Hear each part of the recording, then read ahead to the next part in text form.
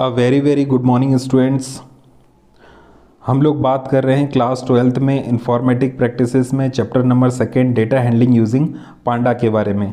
ठीक है, हमने लास्ट वीडियो में डेटा फ्रेम के बारे में बात की थी कि डेटा फ्रेम क्या होते हैं और किस तरीके से डेटा फ्रेम आप क्रिएट कर सकते हैं। अब हम लोग बात कर रहे हैं डेटा फ्रेम के एट्रीब्यूट्स के बारे में कि डेटा फ्रेम एट्रीब्यूट्स होते तो क्या होते हैं। डेटा फ्रेम एट्रीब्यूट्स देखते हैं। All information related to a data frame is available in attributes. जितनी भी इंफॉर्मेशन किसी डेटा फ्रेम के बारे में आप जानना चाहते हैं वो सभी उसके एट्रीब्यूट्स में मिल जाएगी। जैसे कि पाइथन आपको प्रोवाइड करता है बहुत सारी lots of data frame attributes provide करता है उसकी एक्सेस को, उसकी किसी भी डेटा फ्रेम की इंफॉर्मेशन को एक्सेस करने के लिए यहाँ पर आपको बहुत सारे एट्रीब्यूट्स हैं। ठीक है, उसके थ्रू आप डेटा फ्रेम की सभी जानकारी ले सकते हैं कि उस डेटा फ्रेम में इंडेक्स क्या है, उसकी साइज़ क्या है, शेप क्या है, जो भी चीज़ आप जानना चाहते हैं वो सब उसके एट्रीब्यूट के थ्रू आप जान सकते हैं। तो आइए देखते हैं वन बाय वन कुछ एट्रीब्यूट्स के बारे में बात करते हैं। सबसे पहले देखते हैं इंडेक्स एट्रीब्यूट। ये एट्रीब्यूट्स कुछ उस तरीके से ही काम करते हैं जैसे सीरीज़ एट्रीब्यूट्स आपने अगर देखे हैं तो वैसे ही ये भी डेटा फ्रेम के एट्रीब्यूट्स होते हैं। ठीक है, these attribute is used to fetch the index name as the index could be 0 1 2 3 and so on, also it could be some name। देखिए इंडेक्स, यहाँ पर इंडेक्स जो एट्रीब्यूट है वो डेटा फ्रेम में आपने अगर कोई इंडेक्स खुद से दी है तो वो रिटर्न कर देगा, अदरवाइज जो बाय डिफ़ॉल्ट आपका इंडेक्स था वो रिटर्न कर देगा। देखिए हम लोग एग्जांपल में देखते हैं। हमने इंपोर्ट किया है पांडा एसपीडी, इसके बाद यहाँ पर एक डिक्शनरी बनी हुई है। हम लोग इस एक डिक्शनरी बनाई है 2018, 2019 और 2020 में।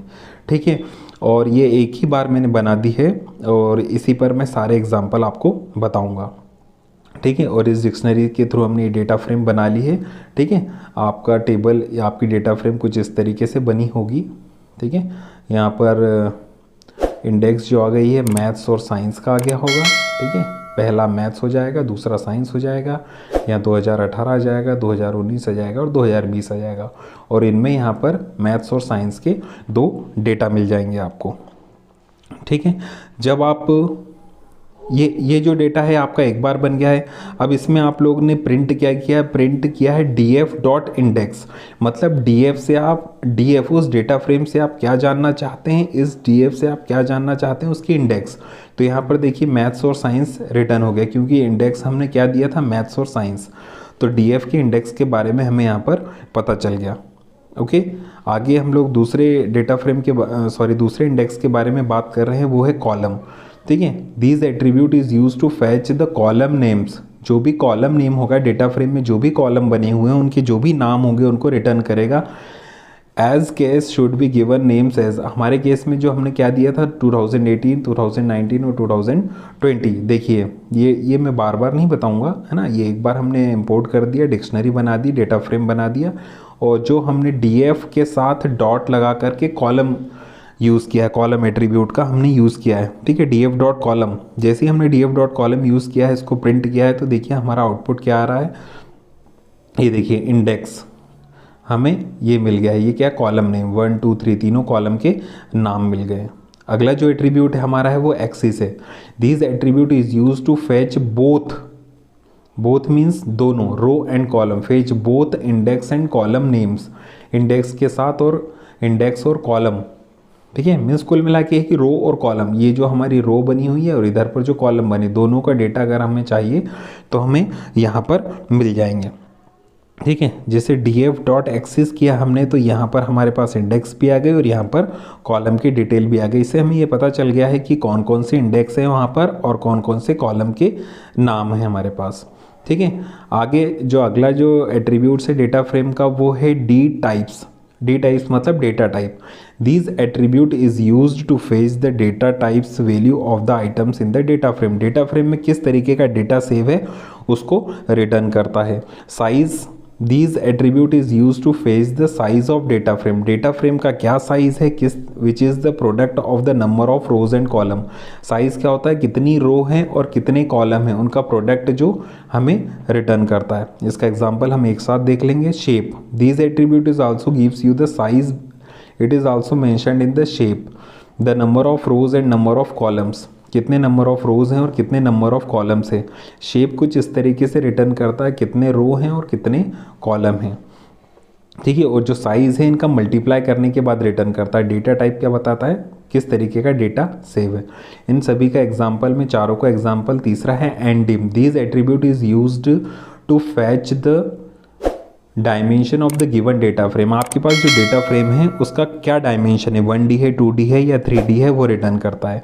इसके बाद एम्प्टी है। These attribute gives you the Boolean value output. Boolean value means true और फॉल्स के फॉर्म में अगर कोई डेटा रिटर्न करता है तो हमें बुलियन वैल्यू बोलते हैं उसको।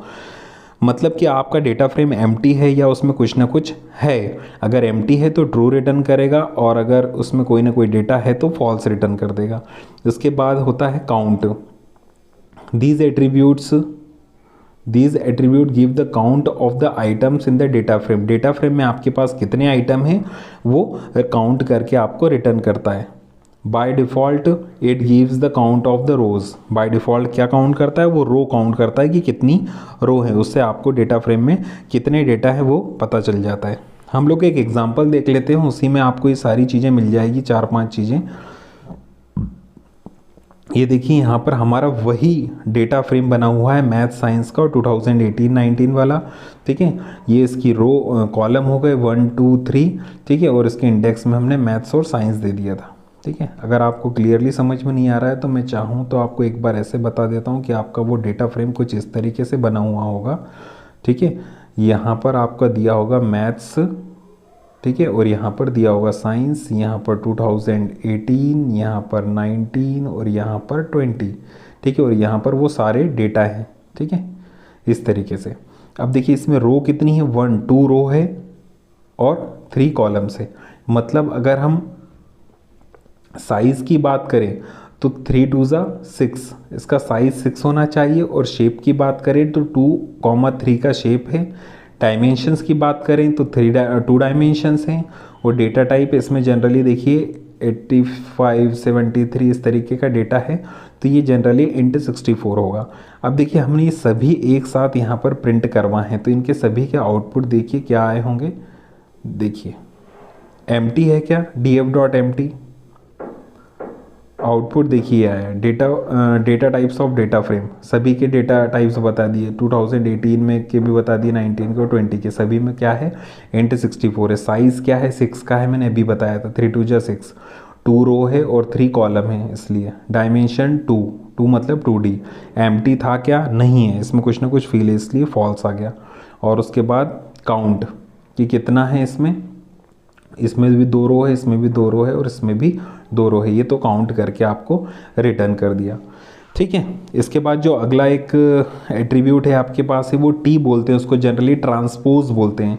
दीज एट्रीब्यूट, इस एट्रीब्यूट का क्या यूज़ है, this attribute is use to transpose the data frame rows become columns and column become row. जो भी रो होती हैं वो कॉलम बन जाती है और कॉलम जो होते हैं वो रो बन जाते हैं, मतलब ये एक्सचेंज हो जाता है। जितनी भी यहाँ रो हैं वो यहाँ कॉलम में आ जाएगी और यहाँ पर जितनी भी रो हैं वो यहाँ कॉलम में आ जाते हैं।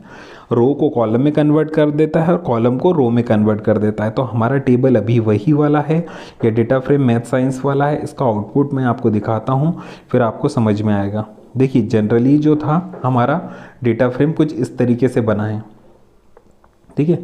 हमारा जो डेटा फ्रेम है वो कुछ इस तरीके से बना हुआ है, मैथ साइंस 2018 19 20। अब ये जो रो कॉलम है वो यहाँ आ जाएंगे और ये रो है वो यहाँ पर आ जाएगी।